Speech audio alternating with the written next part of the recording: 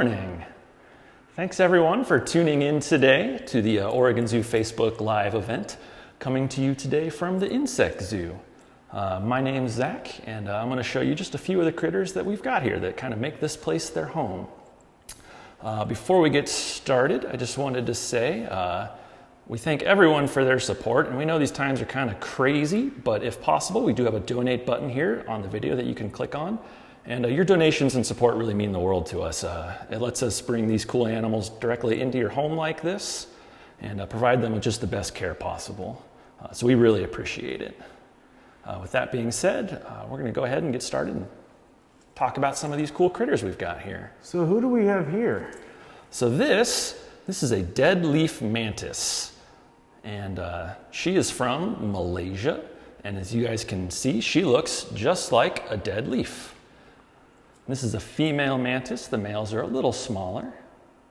And she's really neat because she is she's probably the only predator we have in the insect zoo that actually uses visual clues, so uses her eyes to hone in on her prey. So she will follow you around the room, and she can turn her head 180 degrees around, and her eyes are just really, really good. They rely on them solely for hunting.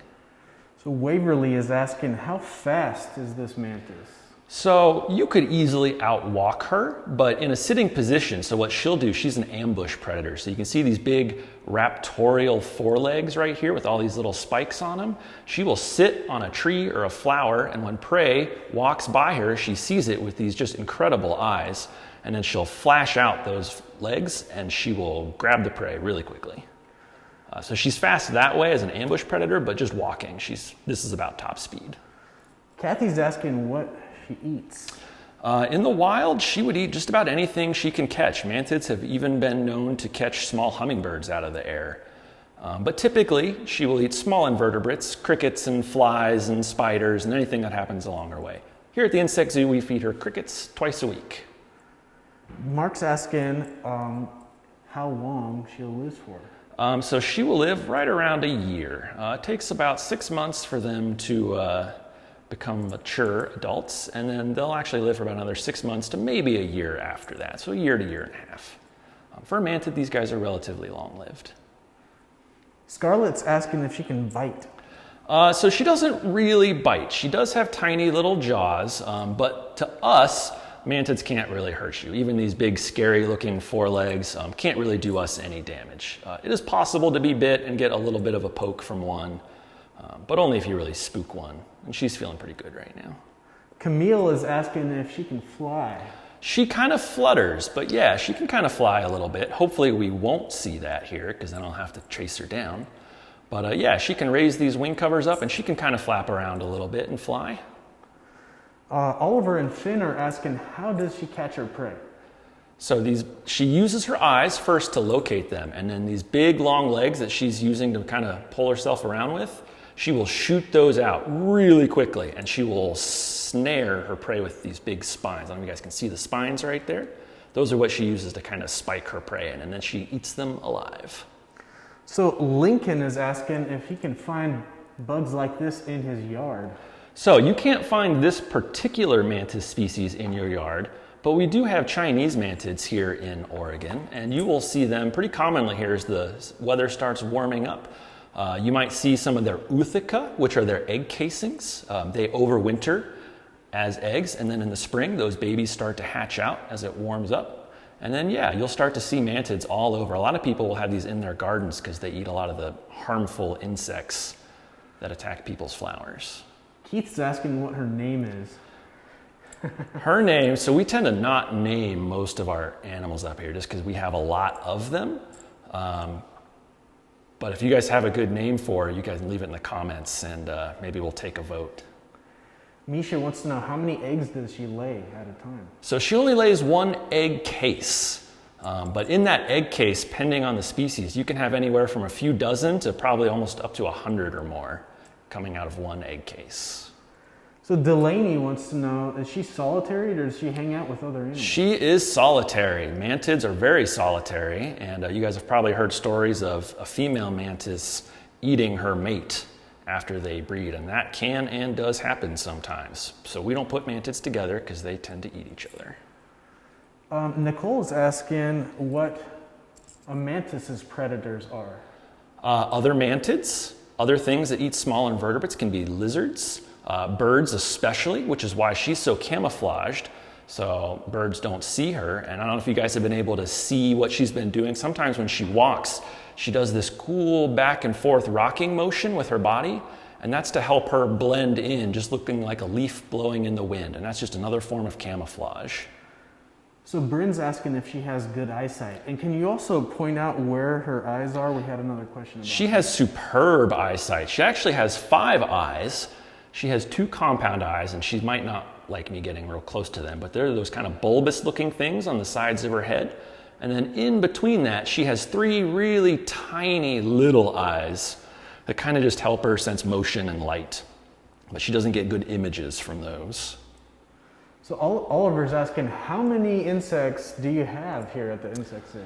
Well, we keep about 30 to 40 different species of insects, but total numbers are hard to guess because we've got some big colonies. I bet we have anywhere from 500 to 1,000 actual individual insects here at the insect zoo at any one time. All right, well, thanks for introducing to the mantis. Who do we have next here? I'm going to put her back right in here, let her go back into her home. There you go, little lady. Oh. There we go. Next, I thought we'd bring out something that a lot of people mistake for a mantis when they see him here in the insect zoo, but definitely isn't one. Come here. Ooh.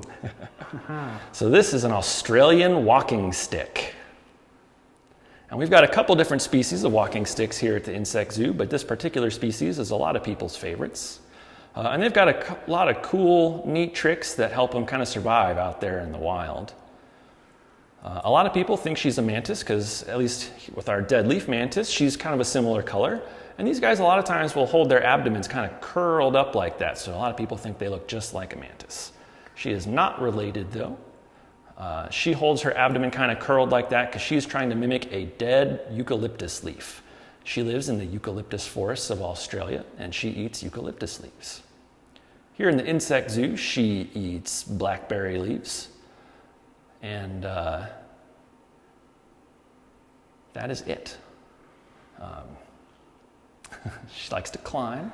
So these guys tend to be pretty nocturnal, so she's kind of figuring out what's going on. So it's a little brighter than she's used to right now. But, so Ayla is asking what she eats. So she eats blackberry leaves here. She would eat other kinds of, we call it brambles, so raspberries or blackberries, things like that. But blackberry is kind of her favorite. And Kaden wants to know how long she lives. She will live right around 1 year. Most of our insects don't live that long. Takes about 6 months, kind of like the mantid, to fully mature, and this is a fully mature female here, and then she'll live about 6 months after that.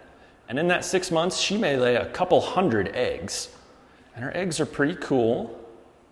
They look just like seeds. And I don't know if you guys can see, I've got a cup here full. All those little round things are eggs she has laid.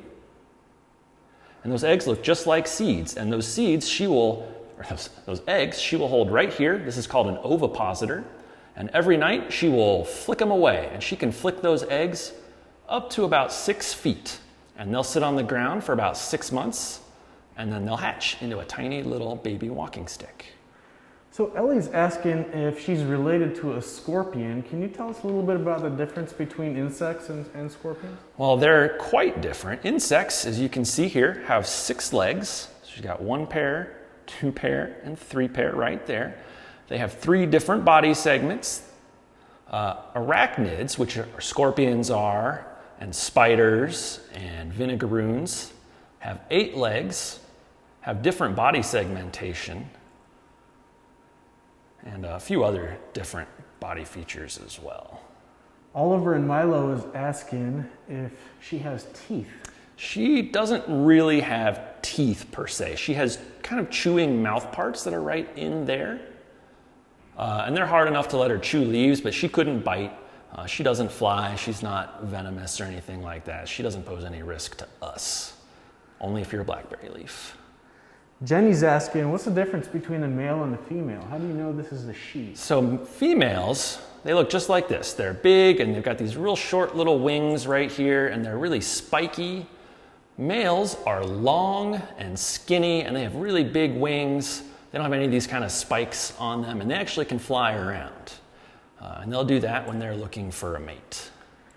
Katie's asking if the mama walking sticks take care of their babies or if they're left on their own. They are left on their own, although sometimes these cool eggs that we had down here, they're actually collected by a species of seed-eating ant, and that ant will take them back to their nest. And in the nest, they're protected from forest fire and from predation.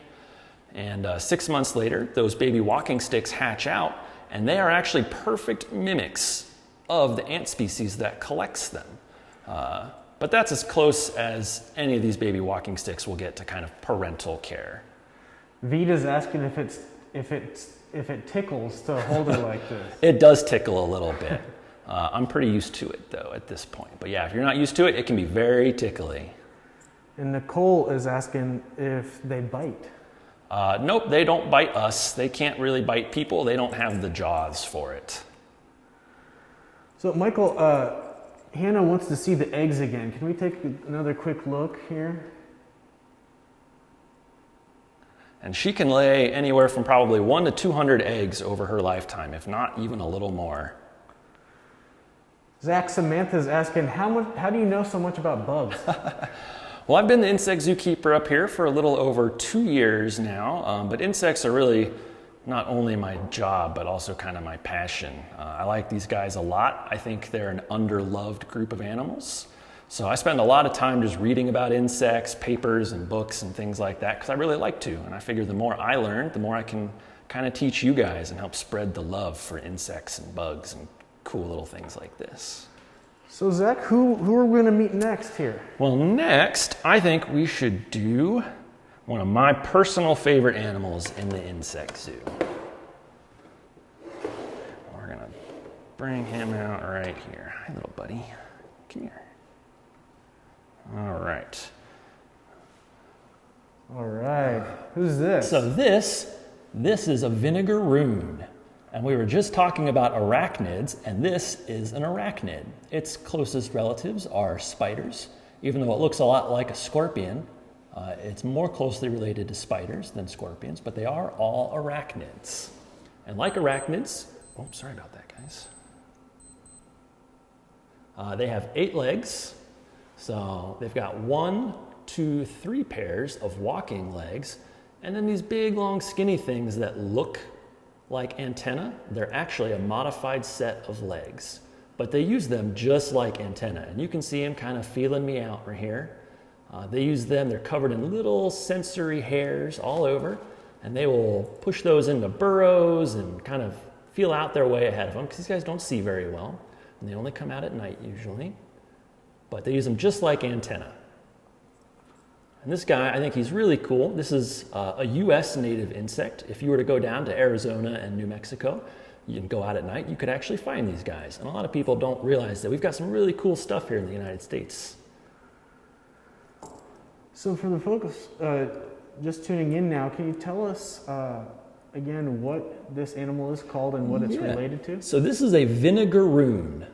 If you want to be fancy, its Latin name is Mastigoproctus giganteus. And that is a genus of Vinegaroons that live from South America, Central America, and up through the southern United States. It is an arachnid, so it's really closely related to spiders. And though it looks terrifying, it's completely harmless. It's not venomous like a lot of other arachnids. Its only real defense mechanism is at the base of its tail here. It has a little pair of glands, and those glands, if he gets scared, will spray out a cloud of acetic acid. And that is the primary ingredient in vinegar. And so that's when these guys get scared, they smell a lot like vinegar, just really strong vinegar. The concentration in their defensive spray is about 10 times that what your household vinegar is. So Zari and Roxy are asking, can it pinch or bite you? So it does have these big palps here, pedipalps. These are kind of like a leg, and they don't really pinch. They're not strong enough to pinch us, But if you can see some of the spikes that are right in there on the sides, those are what they use to catch prey. And those are big crushing spikes. And so if you're a tiny little cricket or anything else that this guy can catch, yeah, those can be pretty scary. But it doesn't bite us. I'm not sure I've ever heard of anyone being bitten by Vinegaroon. They're very calm little critters. Porter's asking about that tail. So that tail, again, is kind of like, and you guys probably can't see it on the camera here, but it's covered in tiny little hairs too. And that is actually primarily used to help direct that spray of acetic acid and some other stuff in it. But they also will use it as kind of like a third antenna. So it knows, it can tell when I'm touching it and it'll move it around. Susan's asking, what do they eat? Anything they can catch. These guys are predators, so they will eat crickets and other small bugs. They'll eat other Vinegaroons sometimes. These guys can even catch and eat centipedes. They are pretty voracious little predators. Ben's asking if they'll, excuse me, if they'll fluoresce under UV light. Like these guys do not fluoresce. True scorpions, almost all real scorpions will fluoresce. These guys don't though. They are not a true scorpion. They just kind of look like one. Liam wants to know, how does it see? Can you point out? So they don't really see, but right on the front of its head, and I'm using air quotes here, you can't really see it, there's a little mound, and it's got two little eye spots on each side of that mound. So it can tell a little bit of light from dark and maybe get some basic like motion, but really he sees the world through these big antennae. These are chemosensory antennas, and they can pick up smells, and he's got little vibration sensors in each foot. So he kind of sees the world through smell and through touch and vibrations. They don't really use their eyes to see their way around like we do. And Logan is asking, how fast can it run? Not very fast. This is about top speed for a Vinegaroon, actually, just sitting here. They are kind of like the mantis. They're ambush predators. They can move really quickly in a burst just to catch prey with these front mandibles. But really, they just kind of walk around, and I know he's not walking right now, but if I can get him onto the hand here, you might be able to see him move. You can see him checking me out with those antennae, so he knows where to walk. Vinegaroons are actually pretty smart. A lot of arachnids are surprisingly intelligent. These guys, they have actually taught to run mazes in laboratories. And the Vinegaroon will remember the maze and how to get to the end of it. Wow. And these big sensory antennas are a big part of how they can do that.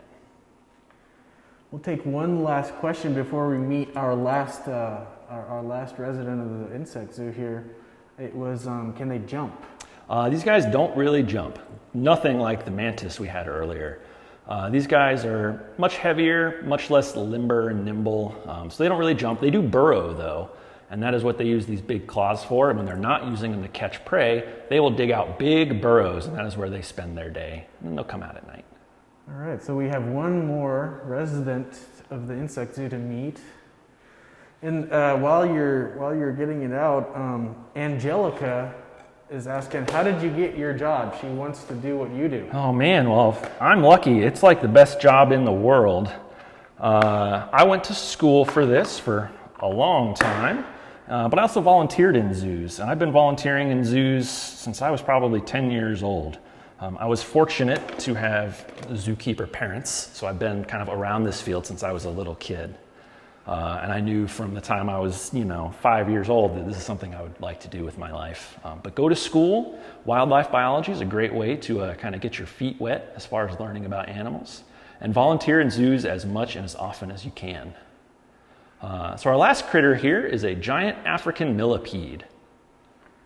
All right, so we had an earlier question about what's the difference between insects and bugs? A lot of the time we talk about all these small creatures as bugs.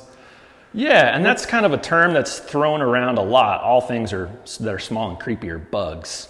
Bugs have a very specific definition. They have piercing, sucking mouth parts, 6 legs, and we actually only have one true bug here in the insect zoo, and those are our assassin bugs. And I don't have one out here right now, but maybe if we do one of these again, I'll try and bring out an assassin bug. These are not bugs. These are diplopods, which is a grouping of millipedes. And you guys can see, if I hold her out here, she's got tons of legs. So if she were an insect, she would only have 6 legs and 3 body segments. She has lots of body segments. All these little kind of rings on her, those are all body segments. And each one of those segments, she has 2 pairs of legs, or 4 legs total.